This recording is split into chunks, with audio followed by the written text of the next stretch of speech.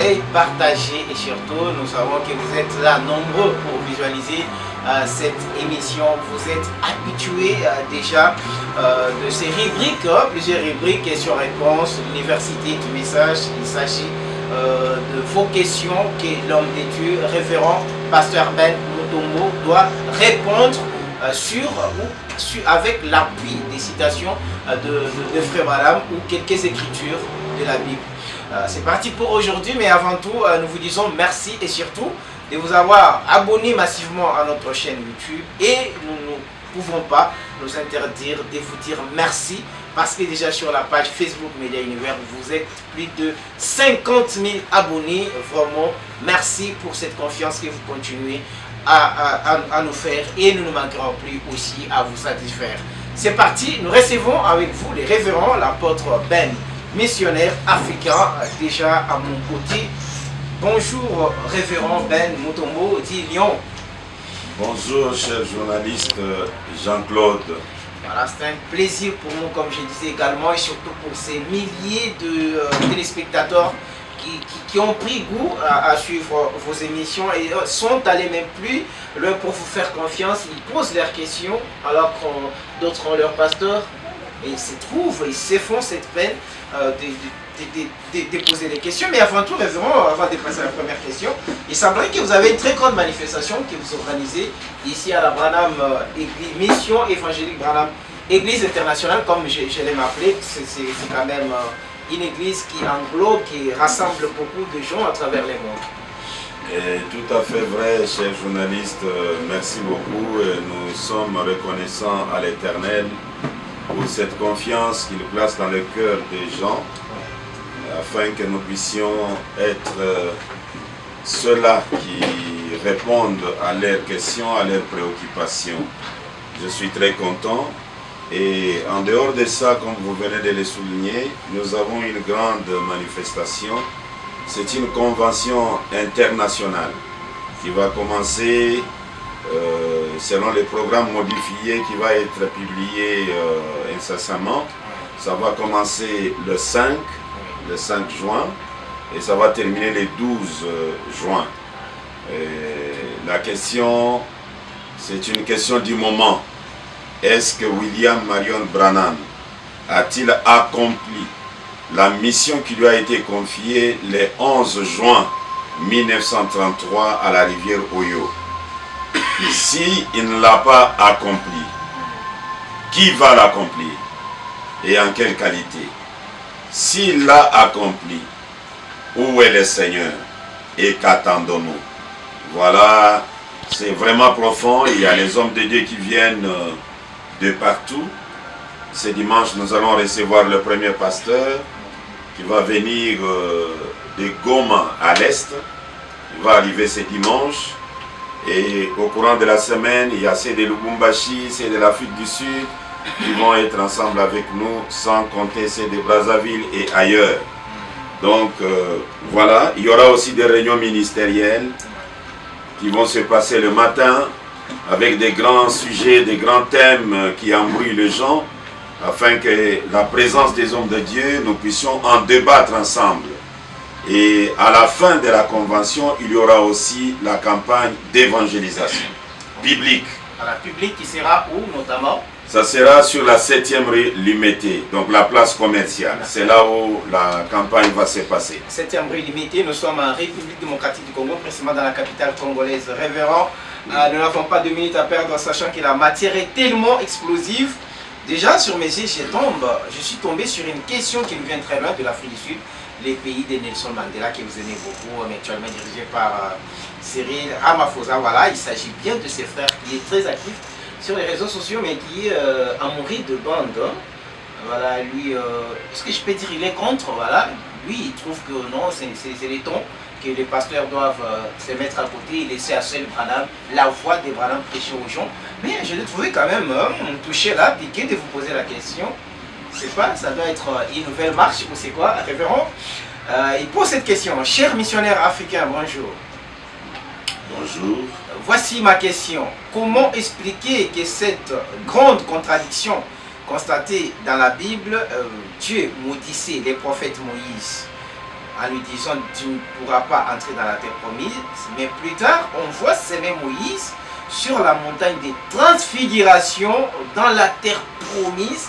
Veuillez nous aider à voir clair sur cette citation. Si je vais récapituler ça, le frère, il voit selon lui, ça paraît comme une contradiction entre Dieu qui maudit Moïse, tu ne toucheras, tu ne piétineras pas la terre promise. C'est Josué qui a amené les enfants d'Israël dans la terre promise, mais contrairement, on les voit sur la terre des transfigurations. Et c'est vous qui en avez parlé ici, lorsque vous parlez de 144 000, vous avez dit Moïse, Élie et Jésus s'est trouvé sur la montagne des transfigurations et les canons est retourné contre vous. Mon précieux frère de Johannesburg au Cape Town, en Afrique du Sud, que les Très-Hauts vous bénissent, il n'y a pas de contradiction dans la parole de Dieu. Ce que Dieu avait dit est la vérité. Moïse, tu n'entreras pas dans la terre promise. C'était vrai. Et il n'y a pas de contradiction. Celui qu'on a vu sur la montagne de la transfiguration, c'est bel et bien Moïse dans la terre promise. Pas de contradiction, mais vous devez seulement savoir comment jouer le puzzle, connaître comment placer chaque écriture. Dieu n'avait pas dit à Moïse, éternellement, je me sépare de toi. Il a dit à Moïse, regarde le pays est là. Mais dis au revoir aux enfants d'Israël, parce que tu n'entreras pas. Tu vas mourir dans les déserts. Et Moïse est mort, comme Dieu l'avait dit, dans les déserts. Il y a eu même la dispute entre Lucifer, le diable, avec Michaël, qui s'est disputé le corps de Moïse. Comme Lucifer est habitué à utiliser les corps de personnes déjà passées pour séduire l'humanité qui n'arrive pas à discerner le message de l'heure et la chose qu'ils sont censés croire, Lucifer se voile toujours d'un tabernacle déjà utilisé par Dieu et le temps de ces tabernacles déjà passé. La chose est arrivée comme cela. Mais il y a une chose que vous n'avez pas vue, chers frères. Moïse est mort dans le désert, mais il n'est pas resté pourrir dans la tombe dans le désert. Moïse est ressuscité. Et comme preuve qu'il est ressuscité, dans Matthieu 17, on les voit vivants dans la terre promise. Alors que lorsque les enfants d'Israël sont entrés, Moïse n'était pas du nombre, on ne les voyait pas marcher ensemble avec eux. Il était mort dans les déserts. Je lis d'abord cela, puis je vais faire monter un peu la note pour que nous puissions voir encore une autre facette dans votre question. Je peux avoir 112. Voilà, 112. Ça y est là, juste à côté de 111. Là où il y a votre doigt en haut. En haut, oui. Là-bas, ok. Ici, là où il y a votre doigt. 112. Voilà. Écoutez. Je suis dans questions et réponses. D'ici octobre 1957, au Branham Tabernacle à Jeffersonville, Indiana, questions et réponses sur les Hébreux. Le paragraphe 720. Le prophète Branham déclare: ce que Moïse n'était jamais absent. Non. Son corps avait été emporté. Je vais revenir à cette phrase. Mais avançons d'abord. Son corps était emporté. Les anges le prirent. Il ne connut pas de mortification. Il ne connut pas la corruption. Il était un type parfait de Christ. Moïse n'a pas connu la corruption. Donc vous dites, frère, Moïse n'a pas fait plus de 3 jours. Non, Moïse n'a pas fait plus de 3 jours. Il était l'étu parfait de Christ. 26. Déjà, Parce que la corruption s'installe dans 72 heures. 3 jours. Il y a un grand prédicateur de cette ville qui a une très grande église qui a prêché que Moïse est ressuscité dans les livres de Matthieu 27 lorsque Jésus a crié sur la croix du calvaire. Les quelques saints de l'Ancien Testament ont ressuscité et Moïse, Abraham, ils étaient dedans. Et ici, vous nous dites que c'était avant 3 jours, avant que la corruption ne s'installe. Ça, c'est Branham. C'est un petit mensonge qui a été motivé par l'ignorance. Le grand pasteur n'est pas à condamner parce qu'il ne savait pas que Moïse n'a pas connu la corruption. Il a juste transmis un petit mensonge, mais à cause de l'ignorance. C'est là où on dit l'ignorance tue. Si c'est pas vous qui le dites, c'est vraiment qui dit il n'a pas connu la mortification. Je vais les relire encore pour que le grand pasteur puisse les comprendre. Je suis dans Pourquoi crier parle. William Branham fait cette déclaration. Prêché le 14 juillet 1963. Les paragraphes 28 et 29. Moïse naquit avec un don de foi. Moïse avait une grande foi. Nous voyons cela se manifester en lui au bout de quelque temps. Il naquit dans une famille remarquable, car nous savons que son père et sa mère étaient issus de la famille de Lévi. Le récit figurant avant ceci dans ce livre de l'Exode relate si magnifiquement la vie de ce grand personnage. Il était l'un des plus grands personnages de la Bible, car il était exactement un type du Seigneur Jésus. Exactement. Exactement. Il eut une naissance très étrange, comme le Seigneur Jésus. Wow. Il naquit dans un temps de persécution, comme le Seigneur Jésus. Il naquit pour être un leader, comme le Seigneur Jésus.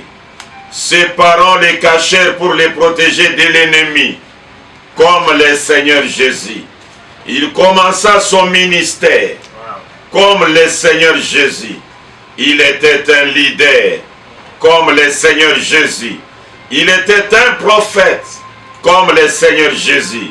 Il était un législateur, comme le Seigneur Jésus.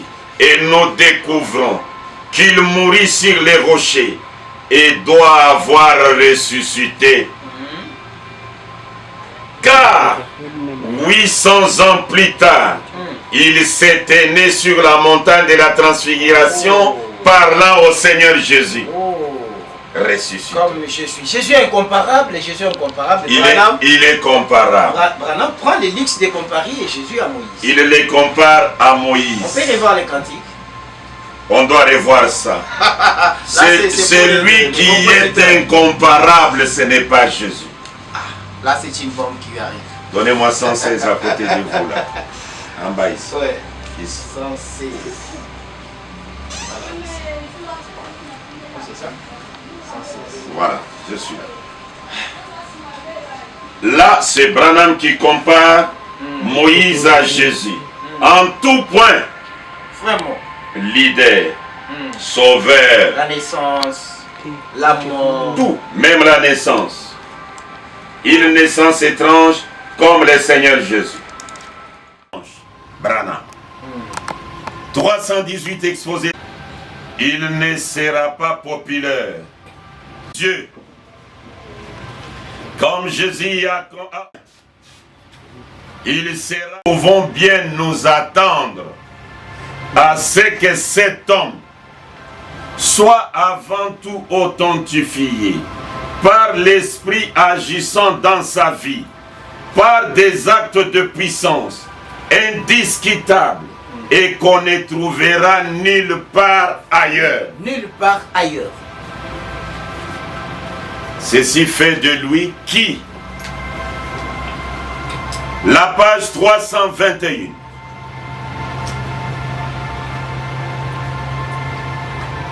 Chacun sait, connaissant les comportements humains, que quand beaucoup de gens embrassent une même doctrine importante, on trouvera quand même toujours des divergences de vie sur le point secondaire de cette doctrine. Qui donc aura le pouvoir d'infaillibilité qui doit être rétabli dans ce dernier âge? Puisque ce dernier âge manifestera de nouveau l'épouse de la parole pure.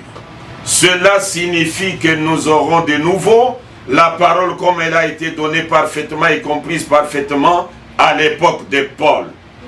Je vais vous dire qu'il aura ces pouvoirs d'infaillibilité-là. Ce sera un prophète qui sera confirmé aussi totalement, ou même plus encore que tous les autres prophètes de tous les âges, d'Enoch à nos jours. Y compris Jésus? Mais ils sont dedans. Et vous prenez seulement Enoch Jean-Baptiste. à nos jours. Jean-Baptiste, c'est avant Enoch. Même les gens. Jean-Baptiste, c'est avant Enoch. C'est après Enoch. Enoch jusqu'ici. Jésus, Moïse, Noé, tout ce monde-là. Vous comprenez? Il dit ceci. Ce sera un prophète qui sera confirmé aussi totalement, ou même plus encore, que tous les autres prophètes de tous les âges, d'Enoch à nos jours. Parce que cet homme aura nécessairement le ministère prophétique de la pierre de fête. Et c'est Dieu qui manifestera qui il est. Il n'aura pas besoin de témoigner de lui-même.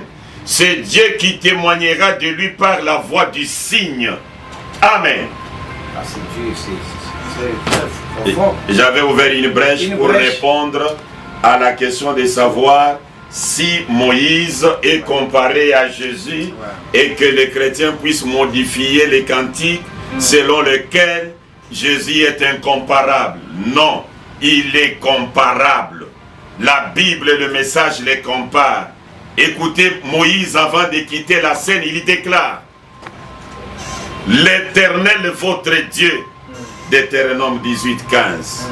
L'Éternel votre Dieu vous suscitera du milieu de vos frères un prophète comme moi. Parlez de Jésus. Il parlait de Jésus. Les même Paul, même Pierre, quand il a pris cette écriture, il l'a appliquée sur Jésus. C'est dans Actes des Apôtres, ça doit être chapitre 4.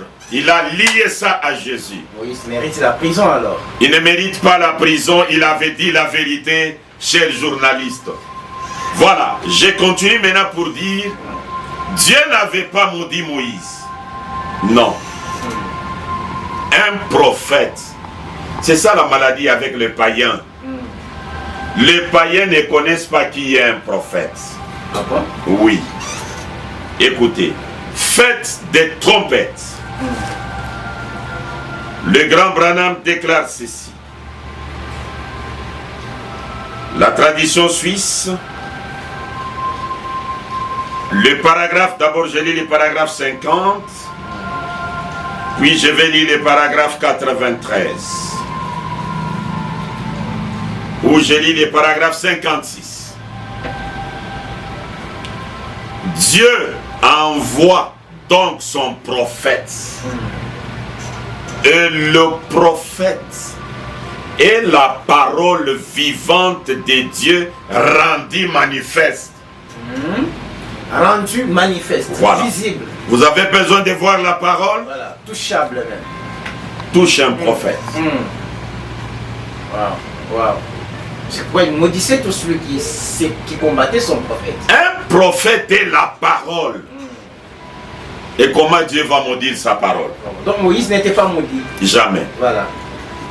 Frère Jonathan. 93. Maintenant, tandis que nous voyons tous ces exemples, observons Malachie 4, Hébreux 13, 8. Jésus-Christ, le même hier, aujourd'hui et pour toujours, nous montre qu'il demeure pour toujours la parole. La parole rendue manifeste. C'est exactement ce qu'il déclara au prophète. Un prophète ne signifie pas seulement un voyant, quelqu'un qui dit les choses à l'avance, mais signifie aussi quelqu'un qui révèle la parole inscrite dans sa propre vie. Ok, dans sa propre vie. Dans sa propre vie. Et pas quand il mange, quand il dort. C'est la parole. C'est toujours la parole. Oui, c'est la parole.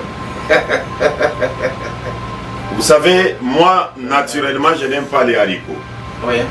Mais quand j'ai trouvé que William Branham aime les haricots, c'est la parole de Dieu. Moi, je commence à manger les haricots. Vous comprenez? Wow, wow. Naturellement, j'aime les poissons. Mais j'ai trouvé que William Branham aime les poulets. Ah, vous aimez aussi les poulets? Je mange. C'est la parole. Waouh, waouh, c'est sérieux alors. Il dit ceci. Il dit, mais un prophète signifie aussi quelqu'un qui révèle la parole inscrite dans sa propre vie. Oui. Ses œuvres même révèlent et authentifient la parole de ce jour. De ces jours. Comme Noé construisant l'arche, ou Moïse descendant là-bas en Égypte. Même quand Moïse avait tué les Égyptiens, les gens pouvaient les condamner. Oui, écoutez, les gens pouvaient les condamner. Même ses propres frères l'ont condamné. Oui. À tel point qu'ils ont dit, on va t'accuser, tu as tué les Égyptiens. Moïse a pris fuite. Dieu vient dire à Moïse, je suis venu pour confirmer que ta vie c'est la parole. Tu n'as pas péché en les tuant. Tu vas voir le nombre que tu vas tuer maintenant. Wow. Dans la mer Rouge, c'était combien? Wow. Et alors Israël était en train de poursuivre Moïse pour 2 seulement. Mais dans la mer Rouge, poursuivait encore Moïse. Même les grands pharaons, les présidents de la République. Il les a tous tués. Waouh, ça quel crime. Donc c'est pour vous dire que la parole, les prophètes et la parole. Et Moïse, tous ses actes, même quand ça a été condamné là, ça a été condamné pour un but. Oui. Mais c'était la parole. La parole. Pourquoi il avait frappé ces rochers-là la deuxième fois? Je peux vous lire même une seule écriture seulement. Ouais, ouais. Parce que c'est très profond. Là, il devenait dictateur par rapport à celui qu'il avait établi. Frapper une fois, lui, il s'en va, il frappe 2 fois.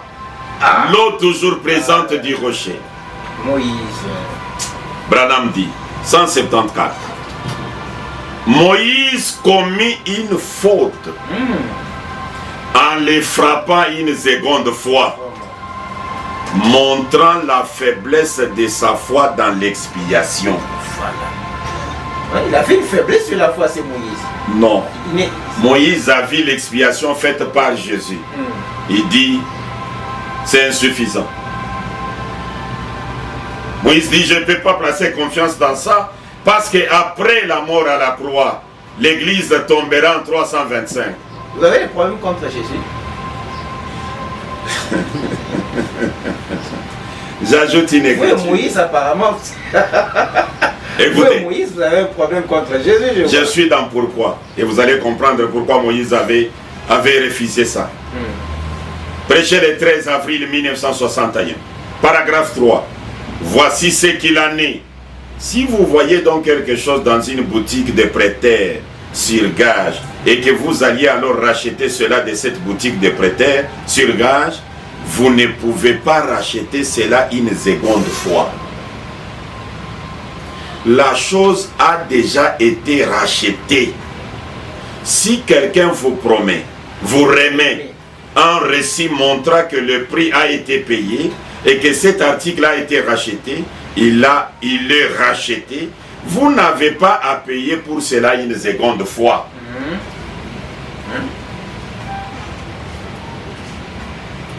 cela que Moïse commit son péché, en frappant les rochers la seconde fois, au lieu de parler à celui-ci. Voyez-vous, il a frappé les rochers, il a frappé la première fois. Qu'est-ce que cela symbolisait? La faiblesse du sang de Jésus-Christ. Comme quoi il devrait être frappé pour chaque individu. La faiblesse du sang de Jésus-Christ.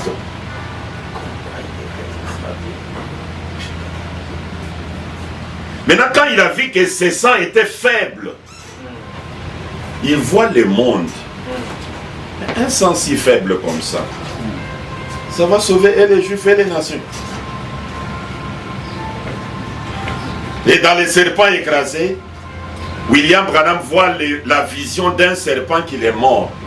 Et vous savez ce qu'il a dit? Les gens, ils crient, oh, il y a un serpent qui a mordu frère Branham. Je peux lire. Avec vous, je peux lire. Et pourtant aujourd'hui je m'étais dit de ne pas prendre beaucoup de temps. Quand même être discipliné, je crois que peut-être à la prochaine occasion, ça va aider. Les gens pourront poser des questions là-dessus parce que Moïse ici, serpent écrasé. Moïse et William Branham ont un problème sérieux avec Jésus. Voilà, 11 juin 61. Voilà. Que Branham vient aussi ajouter la faiblesse du sang de Jésus. Ça, c'est vraiment... Écoutez, il y a quelques jours pendant la nuit, j'ai reçu une visitation du Seigneur pour me rassurer.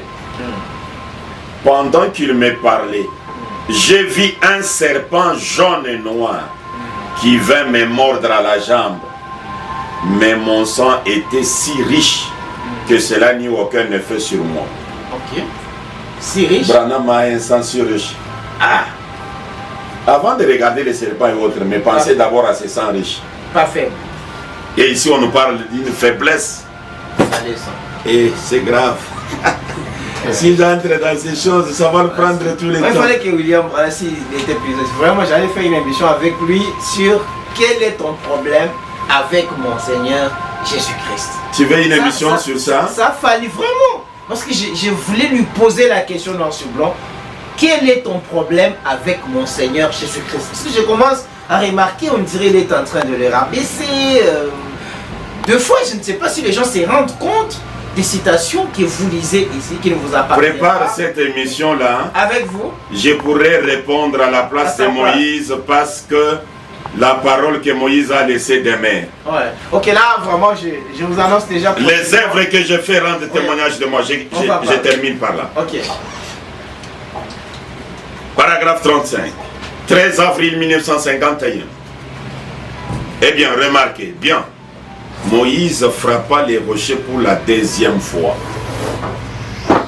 Cela montrait que Christ devrait venir sur terre et mourir de nouveau. C'est Jésus est déjà mort. Là-bas, on l'a enterré. 3 jours, il est ressuscité. Il est passé à la gloire dans la gloire. Les corps dans les mémorials, quand Frère Abraham l'a dit, et il est retourné encore sur la terre pour mourir. Pas lui. Ah, mais voici l'homme ne croit pas ça. Pas lui. Non. Hein? Oui, pas lui. Ah, quand on dit Christ, c'est un homme rempli de la plénitude de la divinité. Un homme loin de la plénitude de la divinité. C'est ça Christ. Qui doit mourir pour la deuxième fois. Moïse était Christ. On va vous la dire. Jésus était Christ. Vous n'avez pas peur d'être lapidé? Vous savez, j'ai toujours été lapidé tous les jours ici. Ça fait partie. Moi, on me lapide partout. Ça fait partie de votre vie. Et ça ne me dit absolument rien. Il dit, voilà. Cela montrait que Christ devrait venir sur terre et mourir de nouveau. Eh bien, il avait le pouvoir de faire sortir l'eau du rocher, que cela soit la volonté de Dieu ou pas. Saviez-vous cela? Tout le monde admettra que ce n'était pas la volonté de Dieu. Mais Moïse l'avait fait de toutes les façons. Il en avait le pouvoir. Dieu lui avait confié l'office du prophète et il lui avait confié le pouvoir de faire cela. C'est pourquoi Dieu qui lui a donné le pouvoir de faire cela, comment il pouvait l'empêcher d'entrer dans la terre promise? Mais il y a un mystère. Ça, je le donne en passant. Oui. Parce que c'est tout un enseignement. Ouais. Moïse est entré dans la terre promise comment? Ah, c'est encore une question que vous soulevez? Oui, il est entré dans un cercueil que vous appelez l'arche de l'Alliance. Attendez. Oui. Donc, les Moïse qui étaient sur la montagne de transfiguration. Effectivement. Il est entré... Pour que le Jourdain s'ouvre, Ouais. les sacrificateurs portaient l'arche sur l'épaule. L'arche de l'Alliance. Quand ils ont piétiné l'eau, Ouais. l'arche a ouvert l'eau Ouais. pour qu'ils puissent traverser. Ça, on le sait, c'est une histoire biblique. Mais à l'intérieur de l'arche, qu'est-ce qu'il y avait? Il y avait les 2 pierres de la parole de Dieu que Moïse avait écrit. Ok, voilà. N'est-ce pas? Les 10 commandements. Et Branham dit, Il y avait les 10 commandements. écoutez, je suis dans Dieu dévoilé. Dieu dévoilé. Comment Moïse est-il arrivé dans La page 27e. La tradition suisse. Moïse était cette parole parlée. Celle qui plus tard devait être mise derrière le pot de blaireau. Donc, Moïse était la parole parlée. Moïse était cette parole parlée, celle qui plus tard devait être mise derrière le pot de blaireau. Là, dans les... Donc, quand on disait dans les lieux très saints, Oui. la parole qui était dans les pots de blaireau, Ouais. c'était C'était Moïse. Moïse. La parole qui était dans l'arche de l'Alliance, c'était Moïse. Il est entré dans un cercueil. Il a traversé pour permettre à Israël de s'identifier avec lui. Chers journalistes, dans chaque exode, il y a 2 baptêmes. Le premier baptême, le leader le prend et tout le monde. Le deuxième baptême, le leader ne les prend pas comme ça. On ne les voit pas. Mais les jeunes gens viennent les prendre. Or, en les prenant, ils s'identifient au leader. Et je commence avec Moïse. Premier baptême de la mer Rouge, lui-même en a pris. Deuxième baptême du Jourdain. Il n'était plus là, c'était Josué alors. Le peuple s'est identifié avec Moïse. Mais quand est-ce que Moïse avait traversé le Jourdain? La parole dans l'arche. Du temps de Jésus, Waouh, le premier baptême, Jésus l'a pris. Ouais. Baptême de Jean. Oui. Deuxième baptême, Jésus l'a pris. Il n'était plus. Mais Paul dit, nous qui avons été baptisés en Jésus, c'est en sa mort que nous avons été baptisés. C'est vrai. Ça, ils se sont identifiés publiquement. Troisième exode, premier baptême au nom du Seigneur Jésus-Christ. Le leader, William Marion Branham, l'a pris. Oui. Nous avons pris ça, nous tous. Mais le vôtre, il ne l'a pas pris. C'est vous. Il est Le deuxième baptême, le baptême de la terre promise. Oui. Vous le prenez sans lui. Nous nous identifions à William Branham. Il est entré dans la tombe et il est ressorti comme l'aigle sans laisser les traces. Et nous, nous prenons le baptême en nous identifiant avec l'agneau du temps de la fin, l'agneau du soir, l'agneau du 14e jour. Frère, il dit les balles est dans les filets, la balle est dans la filet. Si vous trouvez que c'est pas totalement dans la filet, C'est répondu, frère Eli. c'est-à-dire, Ça vous demande seulement un peu de foi. ça m'a donné le goût d'en parler profondément, mais Merci. j'y rentre d'abord réfléchir Merci. et revenir sur ça prochainement. Je suis disposé, Voilà. parachuté dans ce monde que pour ça. Voilà, j'essaierai toujours de trouver des failles, vous avez Voilà. remarqué. La deuxième question, ouais, nous partons chez Sassou Nguesso, je crois, hein, David. Voilà. Révérend, souvent quand les gens nous envoient des questions, des observations, des préoccupations, ils sont parfois accompagnés des éloges que des fois j'ai du mal à répondre à ça, mais seulement je vous signifie, il y a beaucoup qui vous aiment, qui vous envoient de fleurs, tant que vous êtes encore là, qui ont refusé de se mettre là, même après 200 ans de votre mort pour dire vous étiez merveilleux pour eux. Et c'est pourquoi ces gens sont très importants. Merci à eux.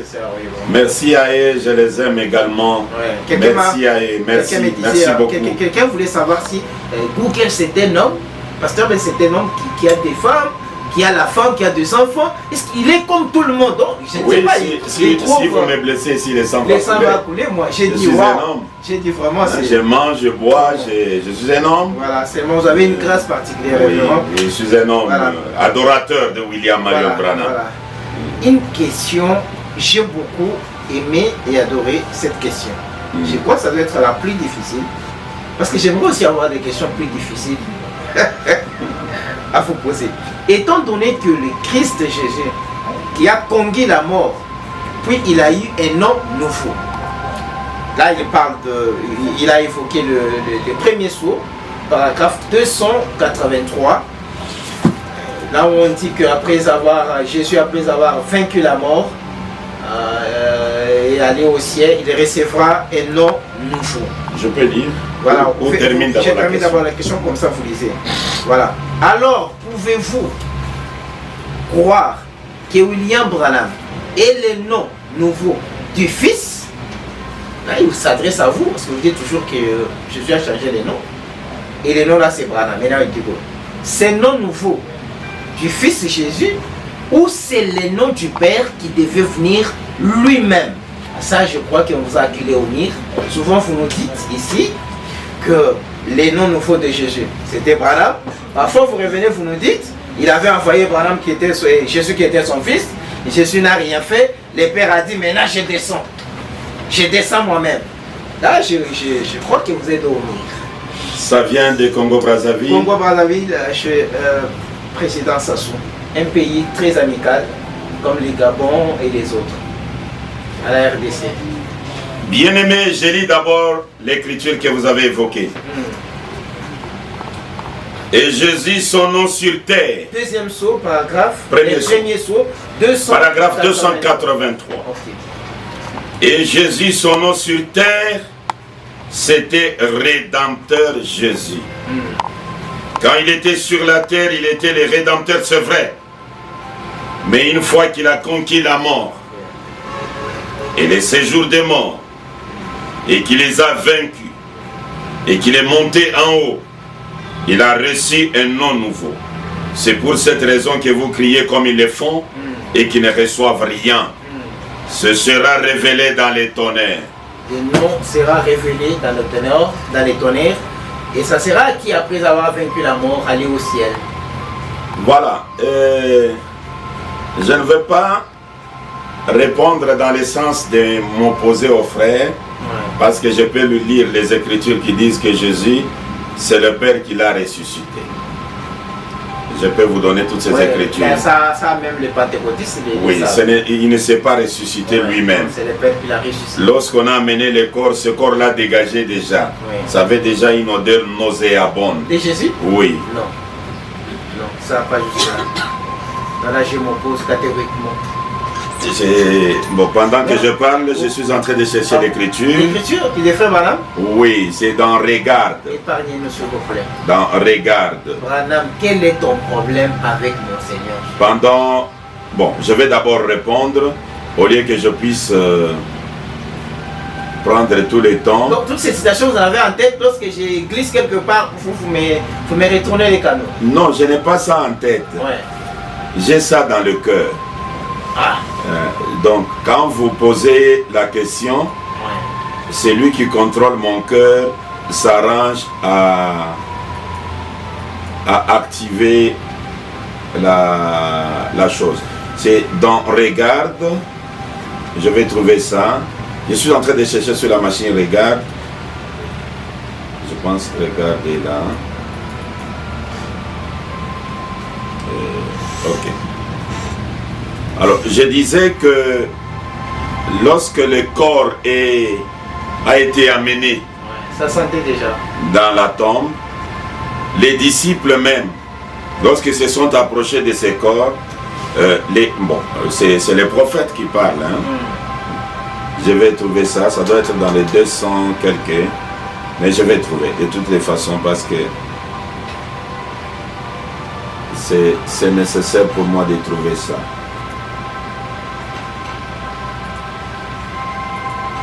Je n'ai jamais aimé faire une déclaration et ne pas les confirmer.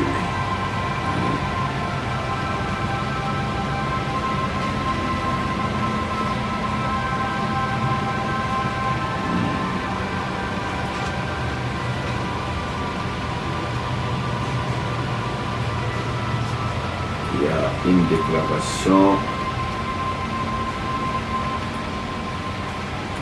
Ça va être dans 270 quelques ou 280 quelques.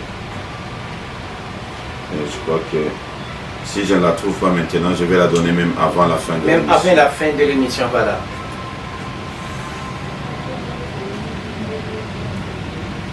Il dit ça dégageait une odeur nauséabonde. Non. Mais malgré cette odeur nauséabonde, les disciples se sont accrochés à ça. Oui.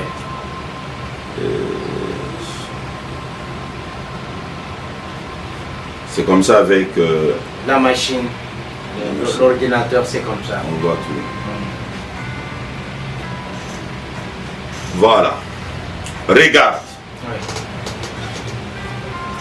Prêché le 28 avril 1963. J'aime toujours te mettre là parce que quand je lis, j'aime que tu lises aussi. Et Parce tout que le monde est d'accord que vous lisez. Voilà. Je n'ai jamais reçu quelqu'un ces derniers temps qui me dit Pasteur Ben, lis autre alors que c'est écrit autre. il dit ceci. Ouais. Paragraphe 213. C'est comme les disciples allant pour embaumer le corps de Jésus. Ce corps était pratiquement sur le point de pourrir. C'est vrai, il y avait une odeur nauséabonde. Nauséabonde. Pas une odeur, mais nauséabonde. Nauséabonde. C'est extrêmement, ça pue, hein? Oui, les disciples viennent pour embaumer le corps de Jésus, mais il y avait une odeur nauséabonde. Est-ce qu'on doit... Mais ils se sont bien attachés à cela. On devrait même contredire les Écritures alors. J'ai dit. Quand je l'ai déclaré, j'ai senti que pas seulement vous, même à travers le monde, les gens vont... Ah, Non, Ben, c'est quoi encore ça? Ça n'a pas passé. Je relis. C'est comme les disciples allant pour embaumer le corps de Jésus. Ce corps était pratiquement sur le point de pourrir. C'est vrai, il y avait une odeur nauséabonde. Branham, quel est ton problème avec mon Seigneur Jésus-Christ? Nauséabonde. J'allais prendre le dictionnaire pour voir nauséabonde. C'est extrêmement. Ce que ça explique. C'est extrêmement. Nauséabonde. J'aurais admis sa santé ou l'odeur, mais jusqu'à aller l'odeur nauséabonde, ça c'est... Et il a bien parlé, hein, pour ne pas scandaliser davantage. Ce corps était sur le point de pourrir. Comme si ça n'avait pas pourri, c'est bon. Maintenant il ajoute, il y avait une odeur nauséabonde. Donc, mais ils étaient aussi courageux, hein, parce que quand ça devient nauséabond, c'est une odeur vraiment ils avaient de l'amour. Où vous sentez, il y a déjà des salives dans la bouche, tout ça. Ils avaient de l'amour. Vous êtes sur le point même de vomir. Voilà, ils tenaient. Ils tenaient. Mais que faire de notre papa si lui... Voilà, j'ai continué. William Branham. Alors, je ne vais pas répondre à cette question pour dire, bon, vous savez, on l'a ressuscité. Oui, voilà. C'est bien, je peux répondre comme cela. Mais je vais répondre de manière à aider celui qui a posé la question. Oui. Je ne suis pas sur le ring pour que nous puissions nous chamailler sur les mots et sur les termes. Voilà. Mais je voudrais aider à celui qui a posé la question. Il a posé avec l'esprit vraiment de savoir, d'avoir la lumière sur l'idée qui semblait secondaire. Je peux avoir la Bible? Oui. Écoutez cette écriture, bien-aimés frères. Je ne vais pas prendre beaucoup de temps parce que j'aimerais qu'aujourd'hui, je réponde quand même à 5 questions. Oui, c'est possible. Parce que le peuple se lamente, je réponds à une seule question, bien que c'est bon, mais il faut que je réponde quand même à beaucoup de questions.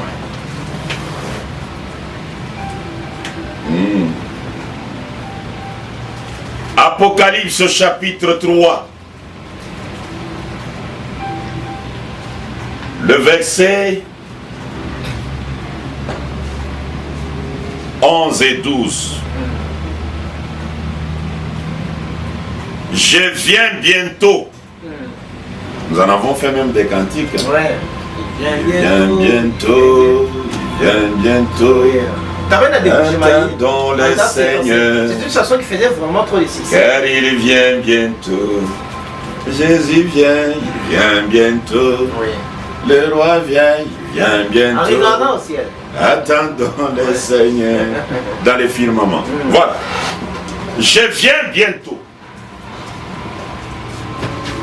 Retiens ce que tu as, afin que personne ne prenne ta couronne. C'est lui qui vaincra.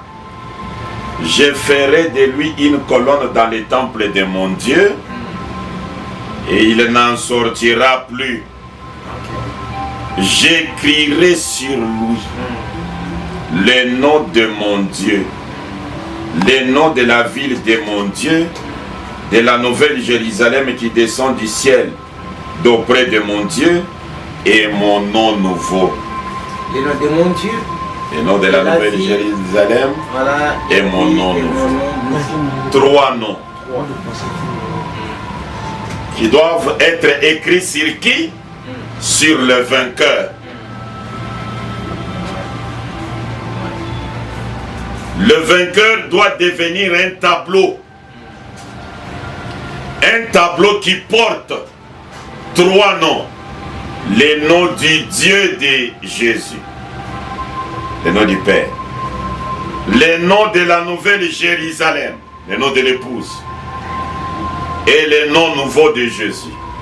3 noms, selon la Bible. Qui doivent être écrits sur le vainqueur.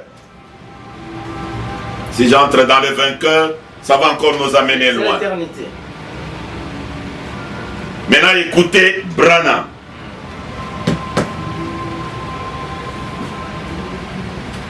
L'âge de Philadelphie.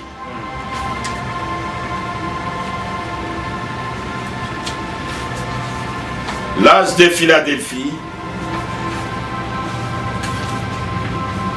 Prêché le 10 décembre 1960.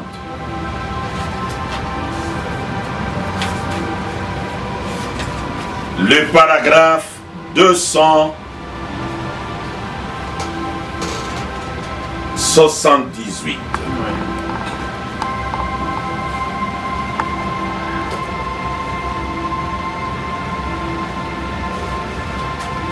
C'est ici que je vais lire. Oui. Mais je commence avec l'écriture biblique que nous venons de lire. Oui. Et j'écrirai sur lui le nom de mon Dieu et le nom de la cité de mon Dieu, de la nouvelle Jérusalem qui descend du ciel d'auprès de mon Dieu, et mon nom nouveau. Branham dit, vous voyez, c'est un seul et même nom si vous l'avez bien compris. Ah, ça ne sont pas encore 3 noms. Non. Si vous l'avez très bien compris. Oui. Il y a quelque chose à comprendre. Le nom de Dieu de Jésus. Le nom de la nouvelle Jérusalem. Qui descend auprès de Dieu. Et le nom nouveau de Jésus, c'est un seul nom. C'est un seul nom. Lequel alors? Tu peux me donner 96 là-bas? Je crois que le tableau est au-dessus. 96. Au-dessus, à votre droite. Droite. Voilà. Là où il y a ton doigt. 96. Oui. Le nom du Dieu de Jésus. Ouais. C'est différent du nom de Jésus. Le nom de Jésus n'était pas le nom du Père. Le nom du Fils. C'était le nom du Fils. Attends, je vais lire. C'était le nom humain de Dieu. Mon frère me le dit. Il dit ceci. Ouais. Je suis dans Adoption 3e partie, où le Fils de Dieu manifesté.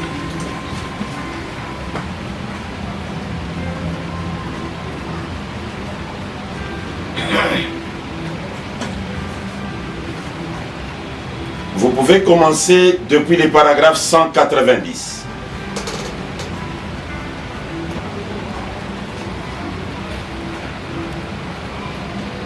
Ensuite, il les conduit dans un certain lieu. Le Père les conduit là. Et il les place à un endroit élevé comme ceci. Il y a une cérémonie et tous sont là autour. Alors il dit, je veux que tous sachent que celui-ci est mon enfant et que j'adopte mon fils. Et je veux que tous sachent que dorénavant, son nom, je le revêt d'un vêtement spécial. Et je veux que vous sachiez que son nom sur le chèque est aussi valable que mon nom. Il est mon enfant, je l'adopte dans ma famille. Paragraphe 192. Or, Dieu a fait la même chose à son Fils quand il a conduit Jésus sur la montagne de la transfiguration. 193. Ensuite, dès que Pierre a regardé de nouveau et que la glorification n'était plus sur Jésus, ils n'ont vu que Jésus seul. Et une voix est sortie de la nuée. Elle disait, celui-ci est mon Fils bien-aimé. Écoutez-le. Son nom est tout aussi valable que le mien à présent. Son nom est tout aussi valable que le mien à présent. C'est le Père qui parle. le mien. Le nom du Fils est tout aussi valable que le mien à présent. Et non. Vous comprenez? Oui. Et Jésus lui-même, les disciples lui posent la question. Les gens nous embrouillent. Les tableaux deviennent clairs, de plus en plus clairs. Les gens nous embrouillent. Oh, vous priez, c'est la façon que vous priez là. C'est la façon que William Branham a enseigné. Votre Dieu. Maintenant, vous les chrétiens, regarde comment Jésus enseigne à ses disciples. Je suis dans Matthieu. Matthieu chapitre 6. Le verset 9. Oui. Voici donc comment vous devez prier. Jésus dit à ses disciples, pas à n'importe qui. Notre Père qui est aux cieux, que ton nom soit sanctifié. Ah, le nom de Dieu soit sanctifié. Voilà. Le nom du Père Qui aussi doit être sanctifié. Sanctifier, Branham vous a enseigné, c'est simple. Même la Bible l'explique. Sanctifier veut dire laver et mis à part pour les services. C'est avec Branham, la Bible devient autre chose. Oui. Et maintenant, Branham nous dit c'est un seul. Et Un même seul nom. nom. Pas question d'aller de gauche à droite. L'ancien nom, c'est Jésus. Le nouveau nom, c'est le même nom de la Nouvelle Jérusalem, c'est le même nom du Père. Donc, c'est le nom du Fils. Tous les trois dans un seul nom. Pas le nom du Fils. Pas le nom du Fils. Le nom du Fils était devenu valable lorsqu'on l'a adopté. Ah. Le Père a mis son nom de côté. Ok. Ok. Il a rendu le nom du Fils valable que son nom. Voilà. Donc, maintenant, le nom nouveau, parce que le Père est devenu le Fils. ouais. Regarde. Quand Dieu a adopté Jésus, Dieu a porté le nom humain, qui était Jésus. Donc le Père, là, on commençait à l'appeler Jésus. Il faut qu'il change. Or, en changeant, il prend son propre nom, qui est le véritable nom, écrit dans le livre de vie de l'agneau, depuis la fondation du monde. Et le même nom de la ville, Jérusalem, qui descend auprès de Dieu. Et cela fera que nous ne serons même plus encore des chrétiens. On Oui. devient de branhamistes. Je lis. Je vais lire des écritures seulement, et puis on va aller à une autre La question. troisième question. Écoutez, je suis dans Exposé des âges. 202. profite de l'occasion pour demander à la réalisation, nous sommes déjà combien de minutes? Wow. Je ne me rappelais même pas que on compte des minutes. Voilà, on est en train de compter, on se dirige vers 1 heure du temps. Plus de 50 minutes déjà. Wow, et on se demande si on va finir toutes les 3 questions. Je crois que ça sera difficile. Là, je lis juste la partie essentielle. Ok. Exposé des âges 202.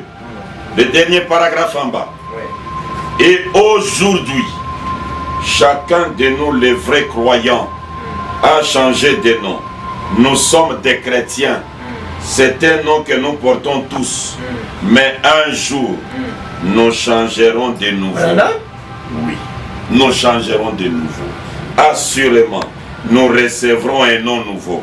Et ce nom pourrait bien être notre véritable nom originel qui est écrit dans le livre de vie de l'agneau depuis la fondation du monde. Mais les gens doivent s'intéresser sur ces voix-là. Est-ce qu'on a cru à un homme qu'on ne connaît pas suffisamment? Oui, c'est la vérité. Les gens ont cru une personne qu'ils n'ont pas compris ou qui ne connaissent pas. Organiser des forums pour y réfléchir, on fait comment? Je suis disposé à réfléchir avec eux ensemble. Écoutez, parole parlée, la sémence originaire.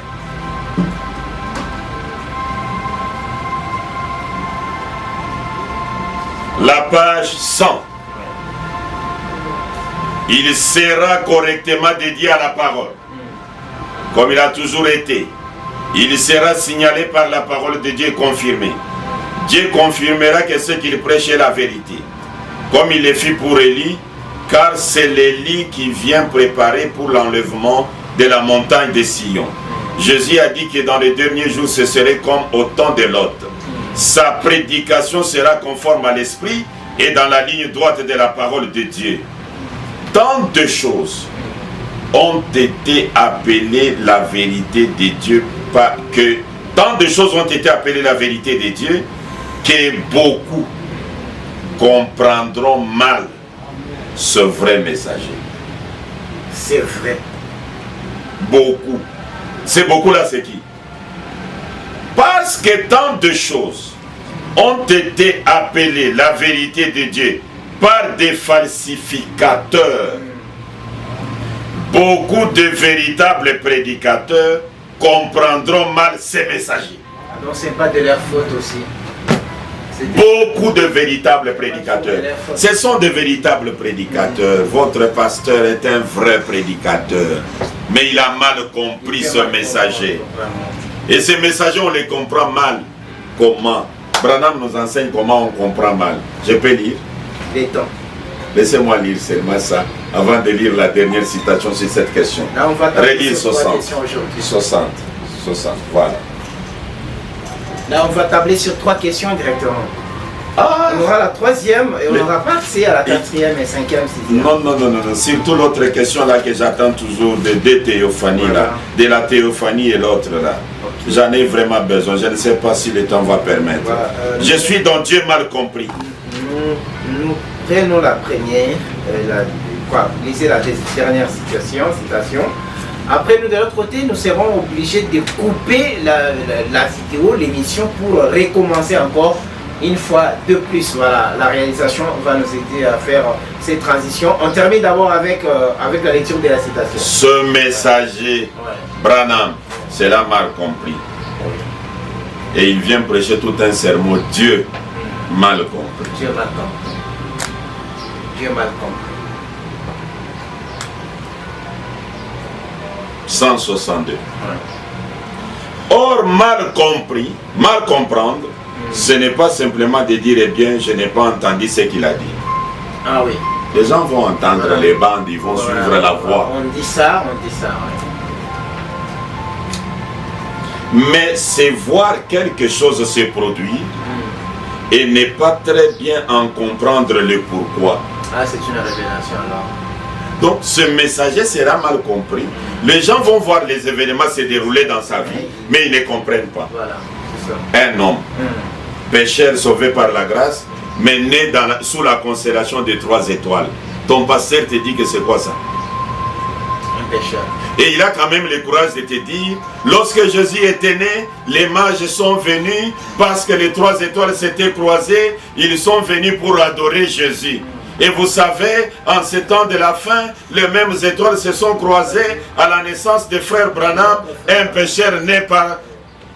Et son père était ivrogne et tout un tas de choses. Un vrai prédicateur du haut de la chair, en train de transmettre une ignorance à son peuple. La colonne de feu descend sur la tête de Jésus.